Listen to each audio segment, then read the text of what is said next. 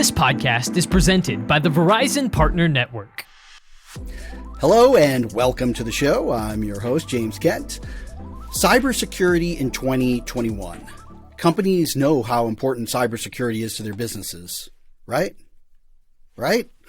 You would think, yet every day hackers are busy trying to infiltrate businesses with a cadre of threats, from ransomware attacks and data breaches to malicious viruses that can take down networks. It's a never-ending battle with cyber threats and security risks that a business must face. The good news is at Verizon, they take these risks seriously and strive to make mobile and network security a priority. They have a wealth of resources to get your business started on the right path to cybersecurity. And to talk about some of these resources is my guest today, Christopher Novak. Christopher is the Global Director of the Threat Research Advisory Center with Verizon.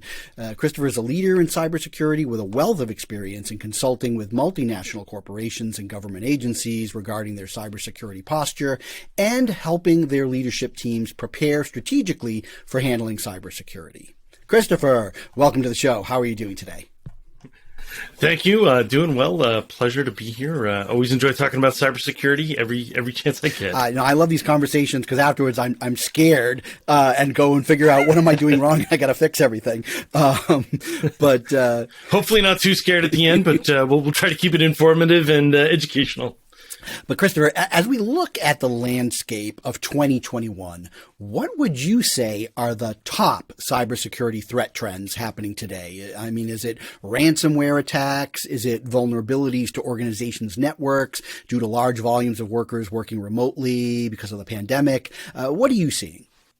Yeah, so I'd say it's a combination of a number of things. You hit on two big ones there, though, which, I'd be remiss if I didn't mention. And that is, ransomware. I mean, in fact, if you look at the research that we've done, the cases that we work, my team works hundreds and hundreds of breach investigations every year for organizations, large and small, all around the world, across all industries. And ransomware is something that just keeps popping up over and over again. In fact, ransomware, just looking at our data from the cases that we've seen over the last year and a half, ransomware is now the number one most common form of malware that we see. So I think you have to say that is top of the charts. And I think, part of that really stems from, the threat actors get paid really quickly. I've been doing cybersecurity now for over 20 years. And it's interesting to see how the dynamics of breaches and incidents and all of that have changed. In the early days, and I'm not saying that the old day breaches are gone, but in the early days, it was all about someone stealing your personal information and then trying to sell it on the dark web, whether it's your credit card number or your social security number. And those breaches are alive and well. We're hearing about big ones in the news right now. But ransomware has created a whole new avenue of breaches and ways in which threat actors can get paid for their breaches. And think about it. Historically, you look at breaches, it might take a threat actor days, weeks, months to compromise an organization, get in, find that data, extract it out, sell it, monetize it, and get paid. With ransomware, they deploy it, and typically the ransomware notice comes up and it tells you you've got 24, 48 hours, maybe 72 hours to pay the ransom. So most of those threat actors, it can be kind of a quick cash cow. They get paid and they move on. They get paid and they move on. So that's definitely a big one. And then you also hit on another one, and this has kind of been a bit of a pet peeve of mine, is around the remote work. Obviously, I've talked with a lot of CISOs around how the pandemic has changed their work environment. And in fact, some of them have come out and said, hey, we have projects that we would have taken months, if not years, to get done, that because of the pandemic, everybody banded together. And in a matter of, a week or two, we got the entire workforce remote.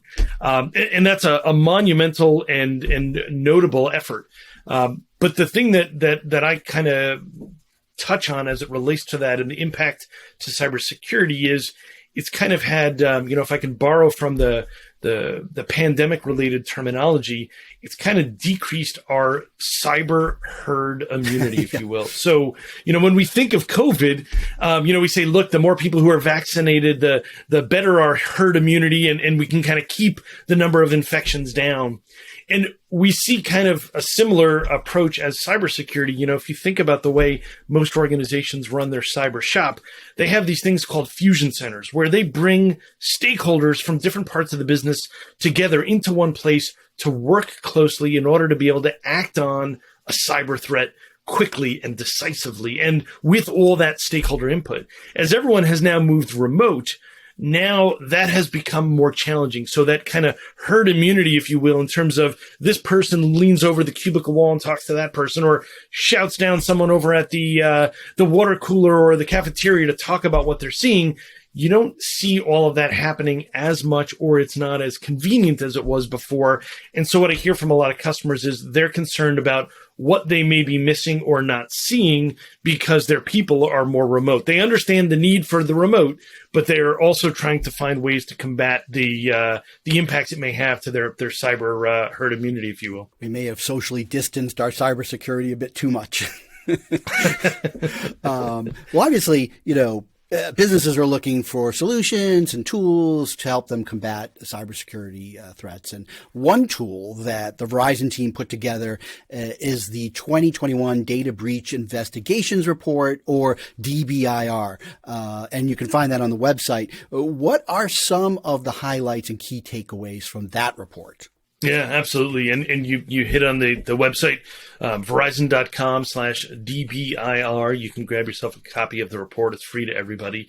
I've actually had the opportunity and pleasure to be part of the DBIR reporting team since the very first instance of the report, going back 14 plus years. And there's always something interesting that jumps out from the report each year is kind of a little bit new, different kind of trending.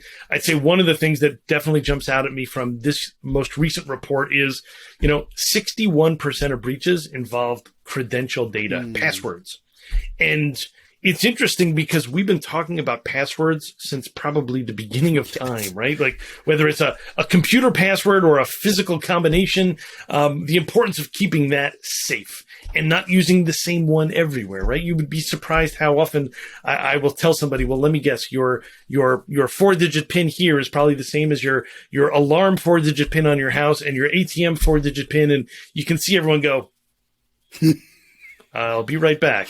Because they realize, oh, yes, they're using that same PIN everywhere. And the same thing we see with passwords. We see a lot of organizations reuse them over and over again. And, I'm not trying to make light or make fun of anybody. I think there's a human factor component of it. We can only remember so much. And so the human brain, we try to figure out ways to take shortcuts. And if we can remember one thing and use it 10 times, that's easier than trying to remember 10 different discrete passwords. But the challenge we see when it comes to cybersecurity is when a password gets breached in a certain compromise and that password now becomes known, think about it. Most places you log into today, your login is probably your email address, and then you have a password. If you use that same password in a dozen places, well, guess what? If your login is that same user, is that same email address, well, now I have your email address and password that gets me into 10 places. And so we see a lot of challenges with that. And so, one of the things that I continually try to encourage people to look at is, multi-factor authentication. So, you've got your username, you got your password, and then you've got some other kind of token of authentication that is, maybe more dynamic in nature. That helps solve a lot of these problems because interestingly, when my team goes in and we do breach investigations for organizations, it's one of the first questions we ask is, do you have multi-factor authentication? Because if you don't, then there's a really good chance we're going to probably find passwords to your site on the dark web. And that's probably how someone got the initial foothold in the environment. And this is probably an area where we need to do, some containment measures. And I've even seen some organizations where, they will be very proud to say, yeah, we use multi-factor. We have it implemented. We're super ecstatic about it. And then we start doing the investigation. We start digging in and we find out they have it in, 3 out of 10 places, but the other 7 where they don't have it, it's single factor, passwords compromised. And I've even seen really creative threat actors where they get in through a single factor mechanism they find the system that manages multi-factor authentication, and then they create themselves multi-factor accounts. So now they can come in the front door looking like everybody else. So that's a big thing that jumps out at me. And the other thing that I would also say is kind of an important add-on to that as we talk about credentials is, I always challenge organizations with what are you doing around things like dark web hunting? Because so much of the credential related issues we see are related to what threat actors can buy or barter on the dark web. And there is nothing that prevents organizations from looking for their own data in those same places. If you find that your customer accounts or your employee accounts or your administrators' accounts have been compromised and are for sale on the dark web, you can take action and reset those accounts or disable them or something. But if you kind of fly blind and just say, look, I'll figure it out when a breach happens, guess what? You have to wait for the breach to happen then at that point. So there's definitely steps that can be taken. We have a lot of organizations that reach out to us asking for help with that exact same thing. They say, look, they don't want to be going down those dark alleys of the internet looking for their data, but they would be happy to have us go looking on their behalf, and they'll give us information to look for and say, here are key employees, here are key project code names. If you guys can tell us whether or not any of that is seen on the dark web, then, they will take action. So I'd say those are probably some initial things that I would say that kind of jump out at me that I would cover. Chris, I feel like you've just given me like 5 or 6 topics that we should explore on further podcasts, because there's some really good stuff there. Another statistic that jumped out at me from that report, and I think it really ties into the first statistic that you mentioned, but was that 85% of breaches involved a human element, while only 3% of breaches involved vulnerability exploitation. So it seems to me as if companies have a good handle on one side of the security equation, but they need to do work on the other side. And it sounds like you've already mentioned a few things, but I believe that this 85% number could be reduced. And I'm wondering what other ways businesses can protect themselves. I mean, I know that there's issues where multiple users have access to devices that they probably shouldn't have within an organization. And if they get infected, then those devices get infected. So, I mean, there's one off the bat that I'm offering, but I'm kind of curious as to what else can we do to reduce that human element from causing a breach. Yeah, great point. I think the human element is a challenge that a lot of organizations struggle with. And, one of the things that I recommend very heavily is a layered approach, because I think everybody tries to kind of attack the problem from just one specific angle. And the human element is a complicated one. We're all complicated individuals, and there's different ways in which we respond to threats and social engineering attacks. I mean, honestly, that 85% number that you mentioned, a lot of that relates to social engineering attacks and people being tricked. In fact, we talked about in our report, this was a couple of years back now, I don't remember exactly which year it was, but someone kind of tongue-in-cheek joked a little bit that, hey, eventually breaches are going to get to the point where the threat actors don't have to do anything difficult. They're just going to call somebody and say, hey, give me your data. And the kind of joke of it was the social engineering has gotten so good that, they don't always have to go after the hard entry point of getting into an organization. It may be more about how easily can I trick someone, right? I draw the analogy of it's like robbing a bank. You rarely see that bank robbers blow a hole through the side of the bank and walk into the back of the vault, walk in right? with a note. Usually what they do is they walk in the front door and they ask someone, hey, is the vault open? Take me to it. And they may have a gun or a knife or something else to coerce that person to do that. But they get someone on the inside, or they walk through the front door, because that is the softer, easier way to get into it. And we see the same thing on the cybersecurity side, is that the threat actors are going after people because it's easier. The people already have access. And so that's where I say layered approach. You have to do things like user education and awareness. That helps. If you can knock down the likelihood of one of your employees being tricked or duped, that reduces that number quite substantially. And then the next layer is security technology and processes. What is it that you're doing when someone does fall victim to one of these, phishing or other types of social engineering attacks? How do you utilize your technology and your processes to address it very quickly? How do you encourage people to come forward and say something? You might be surprised how often when we get called in, we'll start interviewing people as we're doing the breach investigation, and someone will say, I did click on this link and I did download this thing, but I was embarrassed, so I didn't tell anybody. And you can tell that, if the security team knew that that's where it started, they could have taken decisive, quick action. But because the person felt embarrassed or they might get in trouble, they didn't say anything and hope maybe nothing happened. And as a result, the situation probably got a lot bigger than it ever really needed to be. So, there's an element there of encouraging people to come forward and say, look, everyone needs to play a role in security. If we're going to leave it up to just the security team, they are too small. They will do what they can, but it's going to be like whack-a-mole. And the more hammers we can get out there whacking moles, the better off we all are. So that's why everyone really needs to play a role, and that layered approach to security has to be a big piece of it. This 2021 DBIR, it is an amazing tool with a lot of insights, information, and ideas for cybersecurity strategies, but it's also 119 pages, so we don't have time to go through all the content on this show. But I was wondering, beyond the highlights and takeaways you already shared, what else in this guide can businesses home in on and focus their attentions on to tighten their security protocols? Are there some large-scale initiatives that organizations should be looking at? And then what about some low-hanging fruit actions they could take to improve security right away? So I'd say if I had to pick maybe two things, maybe one bigger initiative and one smaller initiative, the bigger one I would say is threat intelligence. I look at threat intelligence and also to some degree dark web hunting. It's a way to gain visibility of what your threat landscape looks like, but you can gain that visibility further afield. So think of it as I don't necessarily have to know, or rather, if I'm looking at, say, securing my house, rather than waiting for the burglar to be at my door, what if I could extend my view and see a block away from my house anyone that's approaching?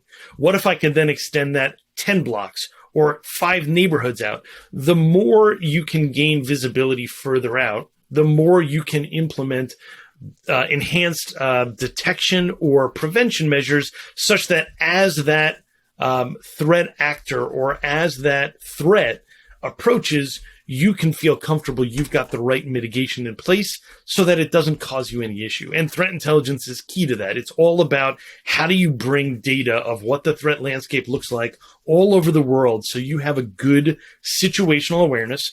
And what I encourage people to do is, we see this a lot. People are looking to implement, a turnkey threat intelligence solution. They say, look, it's hard to get the people. It's hard to know what technology to use. So they'll reach out and we'll help them build, we'll even come in and set up a threat intelligence platform. We'll bring in threat intelligence feeds right into it. We'll integrate it with the rest of their environment. And the upside of this is you can also do a lot of automation and orchestration. So if the threat intelligence feed says this email is bad, and we know it's bad because 100,000 other organizations have already told us so, or we've seen it in a breach and we know this attachment is malware, the fact that that feed comes right into your platform and your platform can automatically tell your mail system, block these messages, eradicate this malware. These are things that then your people don't have to spend as much time on. They can focus on more of the higher order, more complex things. You can let the threat intelligence platform inform the rest of your infrastructure. So that's one. And I say that's a bigger one because it's got more moving parts to it, but there is a lot of ROI and a lot of automation that comes out of that. So it helps a lot of organizations do more with less, especially if they're constrained in terms of the people resources, or they struggle to maybe hire and retain cybersecurity talent. Then the other one I mentioned was maybe a smaller, simpler one is executive breach simulations. And thankfully, we're seeing a lot of interest and demand in this area. But what that really focuses on is not the technical bits and bytes of how you deal with a breach. We have long seen lots of organizations engage on technical tabletop exercises, and they do extraordinarily well. But one of the things that we've seen in growing importance, especially around ransomware, is the need for the C-suite and even the board to be aware of what this means for the business. It is a substantial risk that businesses face, right? When we look at ransom situations that are approaching tens, if not hundreds of millions of dollars in ransom payments, these are not small situations. And, like I mentioned earlier when we were talking, in many of these cases, the threat actors demand payment in hours or at most a couple of days. If your C-suite doesn't understand what this threat looks like, and you're going to turn to them and say, hey, I need a check for $100 million and I need it by tomorrow morning. Is that good?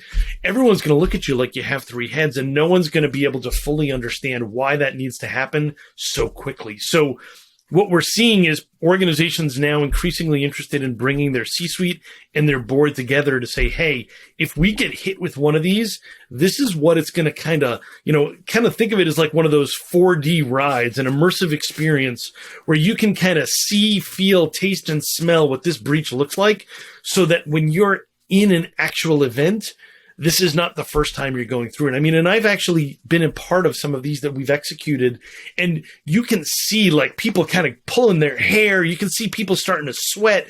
And we're not trying to get people worked up, but what we're trying to do is get people to understand what a real situation is going to look like, because when you're in that heat of the moment, you're going to have to make decisions.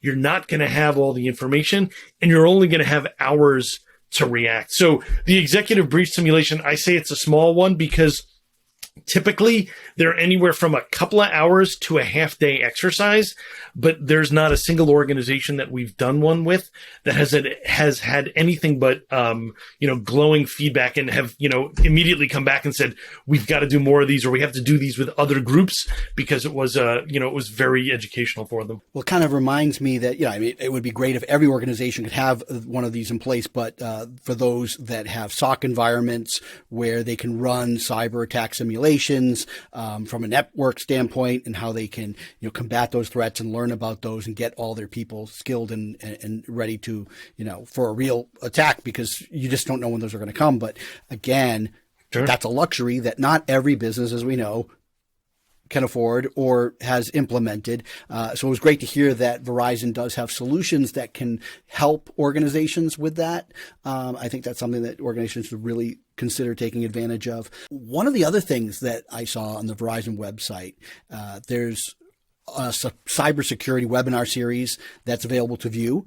And I thought maybe we could talk just a little bit about what viewers can expect if they check that series out. Also, upcoming, it may be already happened while this goes live and people see it, is September 16th. There's a cybersecurity innovation showcase, which people could register for. But if it's after the 16th, it will appear on the Verizon website that people can check out. And so I was hoping you can maybe add some context around those things that people can find if they go to the Verizon website. Yeah, sure. Excellent. So we're big believers in sharing and educating and helping everybody understand what we see. You mentioned the DBIR before, and that's a great kind of retrospective of what we have seen and where we believe things are going. The webinar series that you mentioned is something called our monthly intelligence briefings, or MIBs. They are actually broadcast on a platform called Bright Talk. I encourage folks to go on Bright Talk, look up Verizon Business or Verizon Monthly Intelligence Briefings. You'll see them, and by the name would imply they happen every month. And what we do is they're about anywhere from 60 to 90 minutes in length, and we go through live during those events what it is that our team is seeing right now, like literally right now, what's happening today, what happened last week, what is it that we are seeing happening going forward, what is it that people are concerned about. We have our incident responders, we have our threat intelligence analysts who are all there talking about that live. And then also they take questions from the audience. So if you're seeing something, if you're concerned about something, you can raise questions live in that forum, and they're always happy to answer it. And then, as you mentioned, those events are also made available for replay. So you can always go to that Bright Talk platform and go back to it and watch the replay later on if you weren't able to join the event live. And we also try to have a bit of a theme to each of those monthly events. So while we will cover what is relevant and topical for the day, we also try to kind of thematically approach them. So if you go on the website, you'll see the list of what each of those monthly briefings themes are. And, I encourage folks to check them out and join. They're all free. And then the innovation showcase that you mentioned, there's a handful of episodes there that will be airing if they haven't already by the time you watch this podcast. But again, as you mentioned, James, they're available for replay. But we'll be talking about SASE and some key considerations for securing today's modern, rapidly evolving networks. Another one will be on, why your business may need managed detection and response, what you can gain from that. Again, we're hearing a lot of organizations struggling with resources, whether it's people or technology. And then there'll be another episode on threat and vulnerability and, the importance of and how to engage for things like penetration testing and red teaming exercises. I mentioned breach simulations. This is kind of another view on that. And then another episode is looking at supply chain. We've seen a lot of big breaches over the course of just the last year where there have been big impacts to supply chain. We've all heard about SolarWinds, Microsoft Hafnium, and a few other events that have been very notable. Kaseya being another big one. Looking at your supply chain, how it is you're securing it, because today businesses are not, it's not all within your four walls. You can't control all of your security on your own. You have to engage with your suppliers, understand what it is that they're doing to protect themselves. And then by association, how does that protect you, your data, your applications, and your systems that you may share or work with them on? So that's another key consideration as part of that innovation showcase. And I encourage folks to attend. I'm astounded at the wealth of information that's available for folks. And again, that's go to the Verizon.com website and go to business and solutions, secure your business, and you're going to find access to all of this information. But beyond that, if people want to get in touch with Verizon because they want to access some of your solutions for security, where should they go? How should they reach out in order to get in touch with somebody in Verizon? Sure. Yeah. So if you go to the Verizon website, there is especially the one that you mentioned there, verizon.com/business/solutions/secure-your-business. You'll find that pretty much at the top of every page, there will be contact information on how you can engage with someone at Verizon and talk with us more about, what our offerings are. I always enjoy talking about it. So if folks want to talk on a more technical or deep dive level, or maybe even want to engage with some of our practitioners, you can also always feel free to reach out to me one-on-one.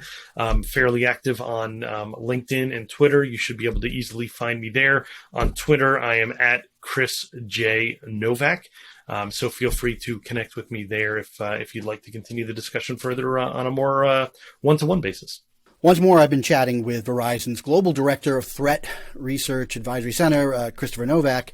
Christopher, before we go, any last words or thoughts on cybersecurity and the work you are doing at Verizon to lead businesses on the right path to a stronger and more secure network? Yeah, thanks. I've absolutely enjoyed being on the program. So thanks for that. In terms of last words, I'd say, key thing that I always try to put out there is, collaboration is important. We need to work together. The threat actors are constantly working together, sharing information. Those of us on the defensive and prevention side of the fence, we need to be doing the same. So, I encourage everybody, heed some of these recommendations, do some of your own due diligence, and work to see how you can collaborate with some of your peers and partners. And I think that is ultimately how we succeed in improving, the cybersecurity landscape for everybody. Christopher Novak, thank you for your insights and your time today. It was a pleasure. Thank you. You too. And thank you for tuning into this episode brought to you by Verizon. I hope you enjoyed this discussion, and we have more great shows coming your way in the near future. I think there's a lot to talk about with cybersecurity, and so I'm excited that we get a chance to dive in to this a little bit deeper. So be on the lookout for those. And you can always stay up to date on the latest content by subscribing to the show on Apple Podcasts or Spotify. Again, Verizon.com, go there and then search businesses and solutions, and you're going to get a wealth of information. But until then, I'm your host, James Kent. Let's talk again soon.